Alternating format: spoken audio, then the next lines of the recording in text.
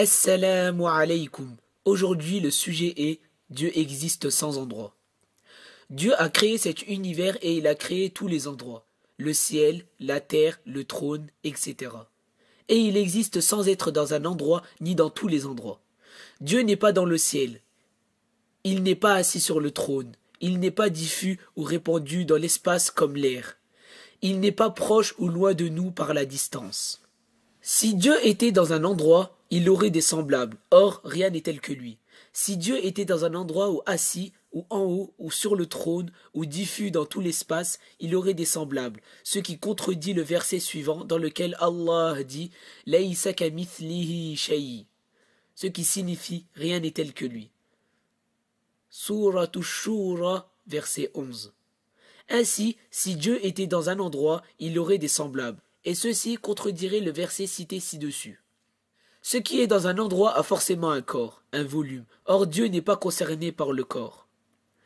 De plus, si Dieu était dans un endroit, il aurait également un volume et des dimensions, longueur, largeur et profondeur. Il aurait un volume et une étendue, et celui qui est assis est créé comme nous.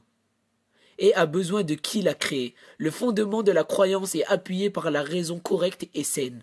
Elle est donc un témoin de la véracité de l'islam. En effet, le corps, le volume, est limité. Il a une étendue et a donc besoin de qui l'a limité et il a fait avec cette limite et cette étendue. Celui qui est assis n'est pas Dieu. Il a été confirmé que Allah existe sans endroit ni direction et ce avant la création des endroits et des directions. Aussi, il est valable selon la raison que Dieu existe après la création des endroits sans endroit ni direction. Ceci ne constitue pas un reniement de l'existence de Allah. Dieu n'est pas concerné par les directions.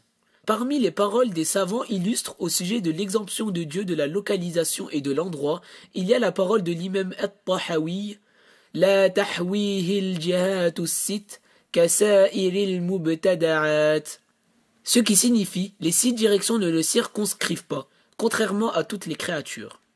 Ainsi, on ne dit pas où est Dieu, car cette question sous-entend que Dieu serait dans un endroit. Or, la croyance des musulmans, c'est que Dieu existe sans endroit. Il n'a aucune ressemblance avec l'univers d'aucune manière que ce soit, et il n'en a nul besoin. Dieu existe de toute éternité et il n'y a pas d'endroit qui existe de toute éternité. La preuve du hadith que Allah existe sans endroit, c'est la parole rapportée de Al-Bukhari, entre autres. كَانَ اللَّهُ وَلَمْ يَكُنْ شَيْءٌ غَيْرُهُ ce qui signifie Allah est de toute éternité et rien d'autre que lui n'est de toute éternité. L'imam Al-Bayhaqi a dit dans un de ses livres « Certains de nos compagnons ont tiré pour argument concernant son exemption de l'endroit la parole du prophète.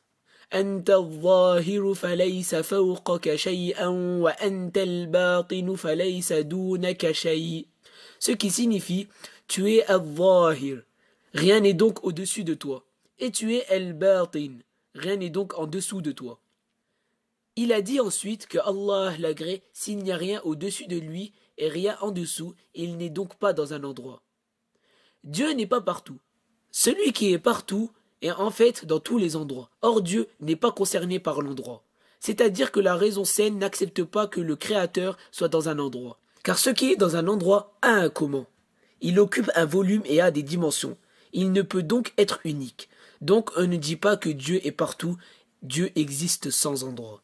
Wa barakallahu fiikum. Assalamu alaykum.